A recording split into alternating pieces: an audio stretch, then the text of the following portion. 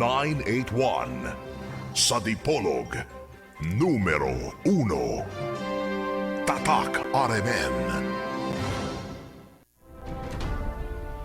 Kangit-ngit o mga suliran sa kalibutan, suliran sa mga kabataan, nagkadaiyang korupsyon sa katilingban, ug bisan sa atong simbahan, adiksyon o suliran sa droga, panagbahin-bahin sa katawhan, sa relihiyon o tinuhuan, ug uban pang mga suliran, unsay mga hinungdan ni ining tanan. Tungod niini nahimugso na tao kining tulumanon, lamdag sa kahitasan, tulumanon nga muayag, mubatbat ug mutubag na ining tanan. Uban ni ining inyong sulugoon, Silbert Dondoyano alias Veritas. Lamdag sa kahitasan! Lamdag sa kahitasan! Ang maong tulumanon, inyong madungog madag adlaw, Lunes hangtod Sabado, sa may alas 6:30 ngadto sa alas 7 sa gabi. Ug sa adlawng Domingo, alas 2:30 ngadto alas 3 sa hapon. Okay, niya na usab ang tulumanon, lamdag sa kahitasan. Uban gyapon ining ubos ninyong alagad sumong tulumanon, Silbert Dondoyano Sr. alias Veritas. Okay, niining atong bahin karon sa tulumanon, atong ipadayon gihapon ang mahitungod sa atong eleksyon. Mura ni siya o kana bang pag-ampo. Nga diha sa pag-ampo, para gyud maluoy gyud ang Ginoo nato, ato yung sigihon, di gyud nato undangan, di ba? Inana man gyud nang magpakiluoy ta sa Dios, dili gyud ta mutagam. Kung paminaw nato, dili pa ta wala pa gidungog sa Dios o wala pa niya gihatag ang atong gipangayo, mao nang padayon gyud ta sa pagpangayo niya hangtod moabot ang panahon nga makita na niya ang ato bagyong pagtuo nga lig-on yun kay moingon siya nga tinuod yun ni pagtuo ani nila. Kay bisag wa pa nako gihatag ang ilang gipangayo, naara man yun ilang pagtuo.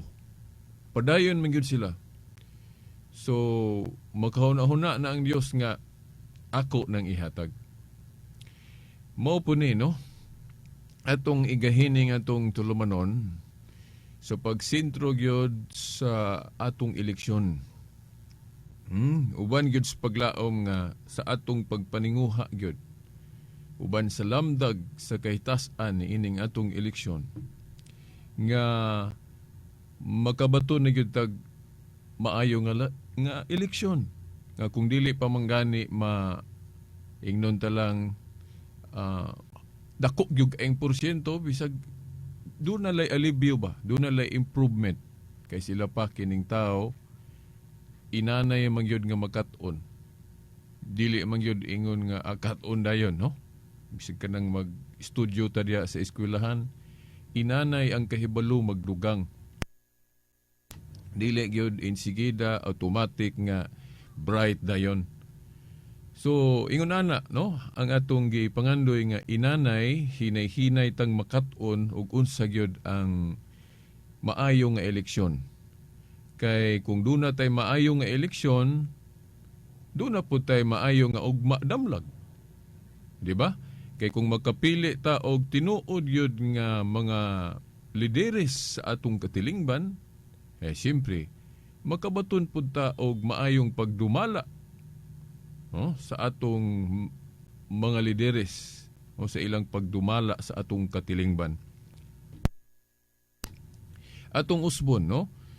Ang temporaryong gahom, no, base sa mga pulong ni Saint Henry nga usa ka emperador nga naila sa atong pagtuong Katoliko nga emperador pero santos. Talag sa uno. Dili lagi imposible. Dili manggali imposible nga kanang pagano mahimong santos. Okay. Gikan sa iyang pagkapagano, magkonverter siya sa pagka-Kristiyano, unya nagtinuod sa iyang pagtuong Kristiyano, di na santos. Mao na, no? Pagano na gali na. Na, karon mao po na, no? Atong usbon tong mga pulong ni Saint Henry, nga emperador og santos po, nga matod pa niya. Ang temporaryong gahom, gihatag sa Dios o gitugot sa Dios nga mahuptan sa tao para kaserbisyuhan ng katawhan o para makahatag og kaayuhan sa katawhan. Mao na nga gitugot sa Dios ang pangagamhanang tawhanon nga temporal. Kay kini kung kinabuhi nato sa kalibutan temporal man mao na. So mauna nga balaan, no? Kung ayohon na tugsabot ang mga pulong dias Biblia, unsa ang panglantaw sa mga pulong dias Biblia mahitungod sa atong mga pamunuang tawhanon, no makaingon ta nga kanang katungdanan sa pagka-presidente, katungdanan sa pagka-congressman, katungdanan sa pagka-senador, paingon nas ubos, kapitan, konsihal, kanang mga katungdanan na ato gyud nang isipon nga kana balaan. So kay balaan, but pasabot atong tarungon, kay parehas sa atong balay elampuanan, balaan man na, di ba? Kana atong simbahan, mo na nga dili maayo nga magbugal-bugal tadi sulod simbahan, no? Mag-ayo gyud ta.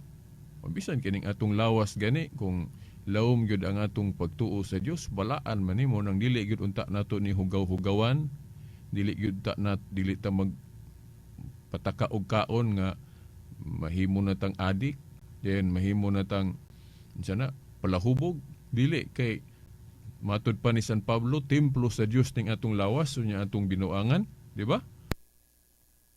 So kana pong posisyon, no, sa usa ka mayor, gobernador, tanan-tanan na. Posisyon na o katungdanan na nga balaan. Lain-lain lang atong termino, no? Kung direta sa simbahan, very clear, dayag kaayo ang gamiton nga ngan sa katungdanan sa usa ka namunuan sa simbahan. Di ba? Tanawa, sa simbahan, klaro kayo dayag, Santo Papa. Unsa man ang Santo Papa? Holy Father sa in English. Unya kinsa man ang Holy Father kung buot na hunaon, mao man na ang Dios. Di ba? Di ba? Dios man ang Holy Father. Ano hinumdum mo atong discussion po na mo sa debate kagahapon. Ato impartial na isgutan man po na nato. Og di po ta kasabot ana ngano na nga ang Dios man mao'y Holy Father o niya nganong gamiton man sa tao nga iya raman na sa Dios ng titulo. Okay, simple raman kayo ang analysis ana. Diya bitaw sa pamilya, ang head of the family, nganong tawgon man natog papa. Amahan nga titulo man na sa Dios. Muna atong hinuktukan. Kay kana laging atong mga katungdanan, isip labaw, kanang mamuno galita, gikan pa sa small unit nga organisasyon. Unsa man ang small unit nga organisasyon? Pamilya. Organisasyon man ang pamilya. Okay na may head, ang head kanang amahan. Dayon sunod din segunda kanang asawa, then down sa mga anak gikan sa kamagwangan. Organisasyon. Di ba nga no organisasyon kay dunay hierarchy, naay pinakalabaw, na sunod-sunod po ranggo, asawa, then mga anak, ikan sa magulang, paingon sa manghod. O di organisasyon, small unit organization mao ng family. O family. So, ingon ana, ang atong gobyerno sa Pilipinas, ingon ana gyapon organisasyon. O nga, tawgon na to na siya ang sa klase sa pagka-organisasyon, pang nasod o nasyonal o mayong ka na dayon mayong ikag pang nasyonal nga organisasyon mo pang nasod o national o mao lagi. O ang pinakalabaw mao ng presidente. O muna pinakalabaw. Dayon ang iyang mga ubos-ubos niya granggo unsa man di ra ba ko sigurado ana mga kana siguro mga sekretaris niya no. O na pa day vice president. O then down to sana mga senador pa siguro na di ko sigurado hierarchy ana kinsay ikan sa labaw then paingon sa ubos.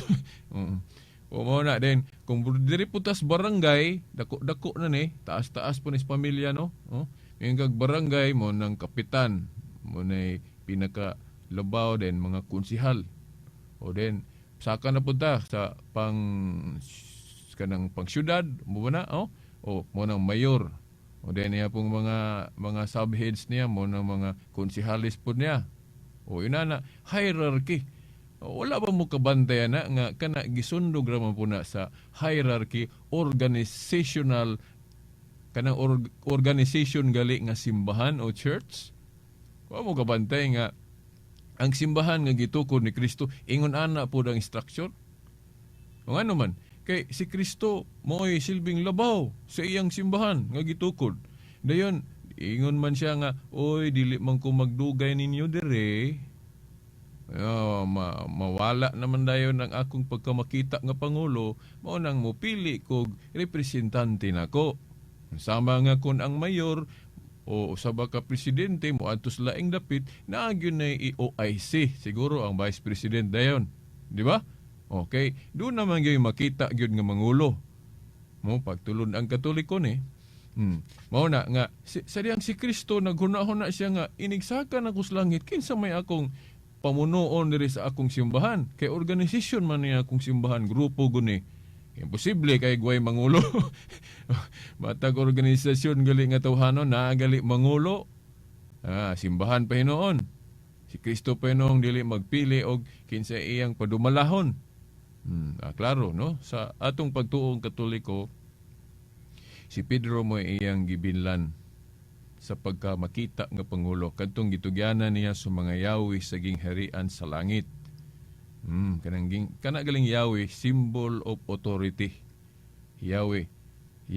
Ano man ang yawi, symbol of authority? Imaginon guni mo kung ikaw may maghawid si yawi sa usa ka simbahan ba for example o usa ba ka balay na ikaw gahawid sabi inigsirado nimo nawagi makasulod kung dili nimo abrihan. No? So kung ayuhon na to gunahon kana gyung yawi simbolo gyud nas otoridad kay kung dili ka mo abri awagi makasulod. Di ba?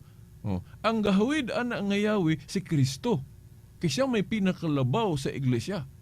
Siya ko'y cornerstone. Di ba?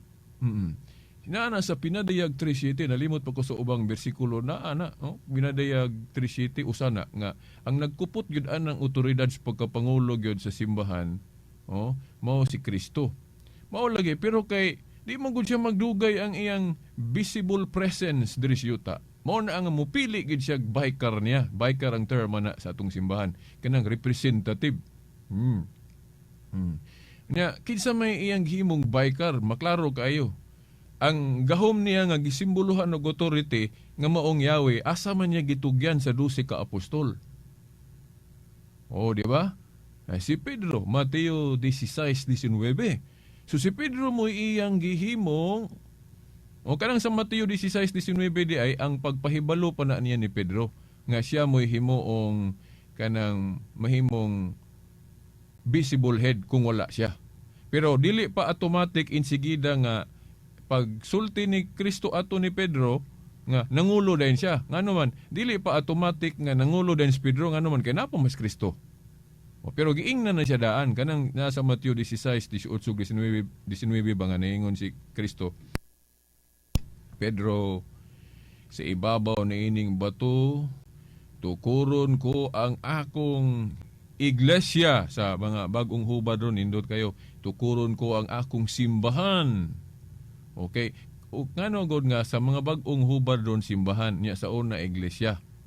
Kay kana agong iglesia hinuwaman ra man nato nas kinatsila man na dili man na pure gyud Bisaya o Cebuano. katong mga karaang hubad sagul-sagulan na to kinat sila kay wala tay kaugalingong atuang kaugalingon mo nang prasa ng chinilas. O di ba? Dili mo na iya mo na sila. Naapay daghang mga pulong na to nga iyas katsila. Pero nagkadugay at maghimo tag atong termino. Mo na mayon kag iglesia kinatsila man na ato nang hubaron sa lunseng Binisaya siguro di ra pud imbugo pug kulo dabi gud mo nang nilikuanad. Ang ato lang mahimo na simbahan, pwede pud katilingban, basta kay katawhan. O mao na siya. Tukuron ko ang akong simbahan. Bisan gani ang ganghaan sa impyerno dili makabuntog niini. Ihatag ko kanimo Pedro ang mga yawi sa gingharian sa langit. Ang imong idili diri sa yuta, idili na ko sa langit. Ang imong itugot, itugot. Klaro kay na kanang yawi gihuptan man na ni Kristo kay siya may labaw niya. Nganong iya man kuno nang itugyan ni Pedro. Ay simpre ra kung atog yung analyson, si Pedro di man gud magdugay diri sa yuta. Nagunahon na siya nga inig wala na ko diri si Pedro mo'y akong padumalahon. Si Pedro mo'y akong padumalahon. Sa 12 ka apostoles siya may binlanana. Mga yawi sa gingharian sa langit. Mayon kag mga yawi, plural na nga. Mga yawi. Mayon kag nganong gi-plural man na. Kanang mga yawi ni Kristo, mga yawi kay mga gahuman na sa pagpasaylo og sala, gahom sa paghimog mga lagda diya sa simbahan, gahom sa pag-administrar sa misa o kanang breaking of the bread, gahom sa padaghan ng gahom pag-administrar sa mga sakramento gikan sa bunyag, gikan sa kumpisal, santala, kanang pagkasal, hiyupta na ni Kristo, pero iyan ang gitugyan ngadto ni Pedro. Sa 12 ka apostol, kinsa may giingnan ana? Si Pedro ra sa 12 ka apostol. Pedro, ihatag ko kanimo ang mga yawi sa gingharian sa langit, ang imong idili diri sa yuta, idili nako sa langit, ang imong itugot. Unya, naarabay uban maingon nga, di raman kay si Pedro may gitugyanan anang gahuma veritas, pagdili og pagtugot. Gisulti man po na ni Kristo diha sa Mateo 18:18 nga sila gyud tanang mga apostoles giingnan ana. Tinuod na, no? Sa Mateo 18:18 ang inyong idili diri sa yuta, idili sa langit, ang itugot. Na unsa may eksplanasyon nga Katoliko ana? Tungod kay si Pedro god sa iyang pagpangulo unya, dili man siya mag-inusara, naaman siya mga kauban. Kay dili man pud mosugot si Kristo nga si Pedro ra pud maugtas po siya labi nagmudaghan ng sakop. Di ba? Paras ba ng Supreme Court ang pinaka-head Chief Justice? Pero naapagit siya mga kauban kanang mga justices, alalayan pud kay lisod biya po kayo usara. Mao na nga, pero ang kalainan si Pedro gisingle out gyud. Pedro, ang imong idili diri sa yuta, idili na ko sa langit. Kinsa sa ubang apostoles nga gisingle out ana. Kay katong sa Mateo 18:18 langkob man to sila mga apostol. Pero sa Mateo 16:19 single out ras Pedro. Di ba? Sa Mateo 18:18 nga giingnan sila, gihugpong sila nga ang inyong idili diri sa yuta, idili na ko sa langit, ang inyong itugot. Pero wala yung mga yawi dito. Si Pedro pinakalahi kay gitugyan niya ang mga yawi sa gingharian sa langit, then ang iya kunong idili og itugot sa langit. Then katong sa Mateo 18:18 nga gihugpong sila nga gi-authorize pagdili og pagtugot, wala yawi nga gisgutan dito. Sa ato pa kanang keys of the kingdom nga gahom man na ni Kristo, authority man na ni Kristo, mga yawi. Di ba? Unsa man ng mga gahoma? Gahom nga mo epekto ng pagdumala sa bunyag. Di ba? Iya man na ni Kristo. Gahom nga mo epekto nga aron na dunay blessing nga panalangin nga aprobahan sa Dios sa paghimog lagda diha sa simbahan. Gahom na ni Kristo. Kanang pagpamasaylo og sala, gahom na ni Kristo. Kanang mga sakramento mo man na. pag-administrar sa mga sakramento, iya na ni Kristo. Iya na ni Kristo. Dayon, iya nang gitugyan ni Pedro, kanang case mo na mga yawi, gahom na. So pagdili og pagtugot, pagpamasaylo og sala, paghimog mga lagda, unsa pa? Oh? Gahom nga ang iyang tingog nga paminawon sa mga tao, dunggon, gahom nga unta ang gobyerno sa tao maminaw niya kay giautorize gud siyang Kristo. Di ba? Pero ni pong mga di ra ba maminaw mo ni wa tay panalangin kay ini ka kuana kini mga Katoliko ra ba pod na tay mga senador o congressman dili maminaw anang sulti santo papa. O mo nang way panalangin. Pero mao lagi ato nang ayohon no? Atong ipahimug at ning otoridad sa simbahan kay mao man guning magsige lang gyud tag kalibo kun sao man nato ning sige ra man ning problema atong nasod kay dili lagi masunod tong protokol. Nahinomdom mo katong pagsugod-sugod sa atong programa? No, kanang protokol nga press sa tao kinahanglan ang magdikta konsensya. Kanang naa sa ulo gay mo dikta dili kay kanang pagbati mo dikta, dili kanang kamot mo dikta, dili konsensya. Unya kini pong katilingbanon naaman diri naamay gipili ang Dios nga may silbing ulo. Mahingon tag faith and morals asigurado sa simbahan gyud nga gitukod ni Kristo. Na si Kristo ana, then kinsa man iyang gihimong mupuli niya nga makita nga pangulo si Pedro no Juan 21:15 ngadto 17. Dayon na mao man dayon na kay karon wa naman ta panahon ni Pedro. Asubayon na lang dayon nato kinsa nakapulis katungdanan ni Pedro. Way laing listahan makahatag ana simbahang Katoliko gikan ni Pedro hangtod karon ni Pope Francis. Kay kanang ubang mga tinuhuan wala na sila kanang ilang mga labaw dili na masumpay ni Pedro. Sampol, mingon ka, Iglesia ni Cristo. Ang ilang pinakalabaw una si Felix. Then, pagkamatay ni Felix, ipulihan ni Iranio. Dayon ni Eduardo, ang anak ni Iranio. O dili sila magkunik ni Pedro. Di ba? Anak po ka anang sa Davao. Kanang anang amigo ka diha nga founder og tinuhuan nga amigo pus mayor. O di ba? Di lang nako hinganlan, no? To respect, no? O ang founder ana siya gyud. Siya gyud niya wa pa may napuli niya. Kay buhi pa man siya. O pero siya may gasugod.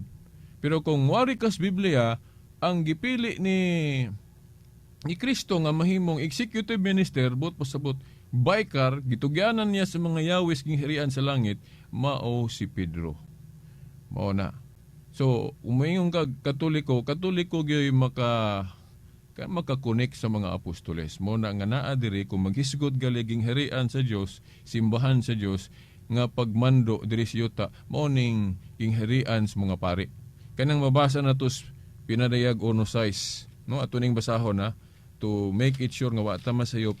Pinadayag 1:6 sa hubad nga ang bag-ong maayong balita Biblia, no? Pinadayag kapitulo 1 bersikulo 6 giingon diri. Gihimo kita niyang usa ka gingharian sa mga pari aron mag-alagad sa iyang Dios ug Amahan.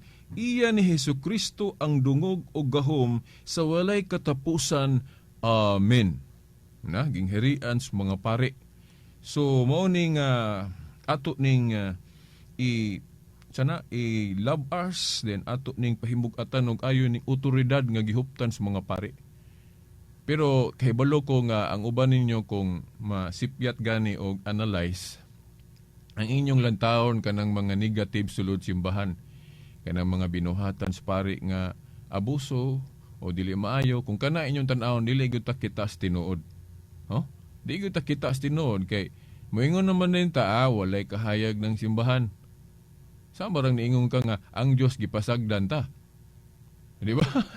Wing kag di na gay ka mosalig sa simbahan, may sawarang niingon ka nga gipasagda na tas Dios.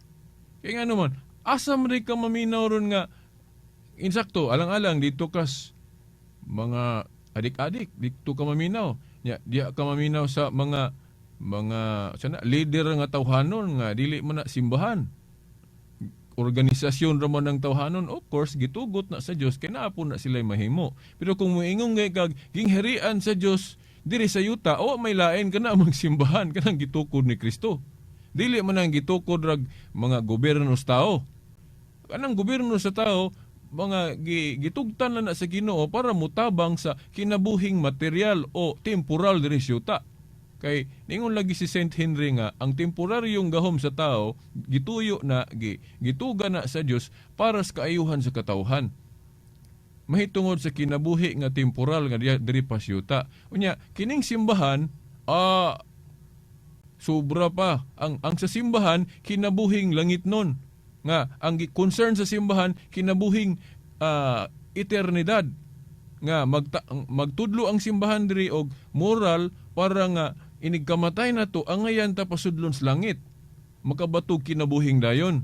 So ato pa ang sa simbahan, concern sa simbahan kalag, then gani apil po day ang lawas kay ang simbahan nagtudlo man pug panghatag kunya kung naapoy daghang mga kwarta ang simbahan, kung daghang mo donate, daghang mo offer, di daghang kwarta ang simbahan. And gamiton ra man po na sa pagpanghatag para sa kung dunay mga nakinahanglan o para po lawas sa temporal life. Pero ang concern gyud primarily sa simbahan kanang spiritual life kanang para sa kalag.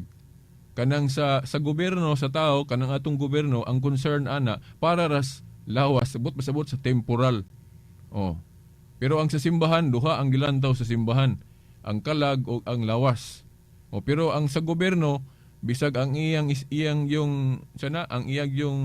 expertise kana arang temporal life sa pa sa lawas sa kinabuhi diring temporal, pero tungod kay og Kristohanon siya, obligado man pud siya nga kinahanglan iya pong tuhuan ng gitudlo sa mga moral teachers. Sa ato pa, kung leader gali ka sa usa ka kana bang temporal life sama aning panggobernong tawhanon, iapil gyud nimong tan-aw ng kalag kana bang kinabuhing kalagnon sa mga tao.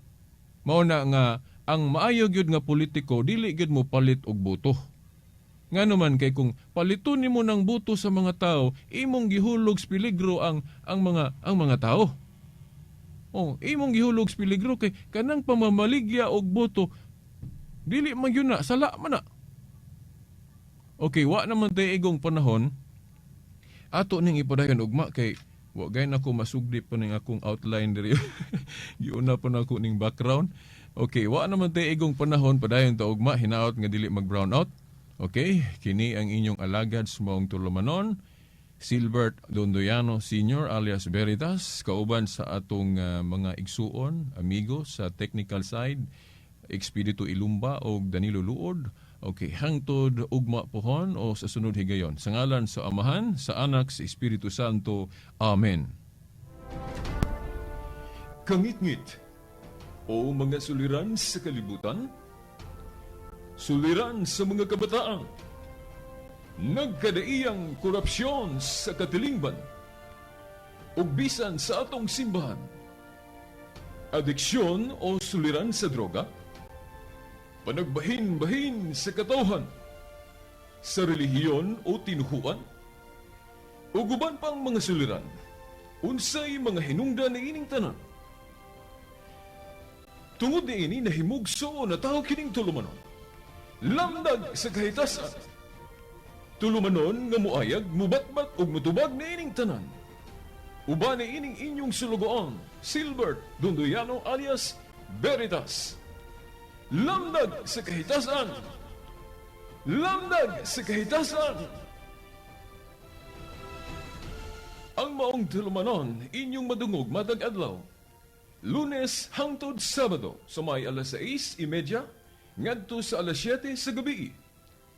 Ug sa adlawng Domingo, alas 2:30, ngadto alas 3 sa hapon.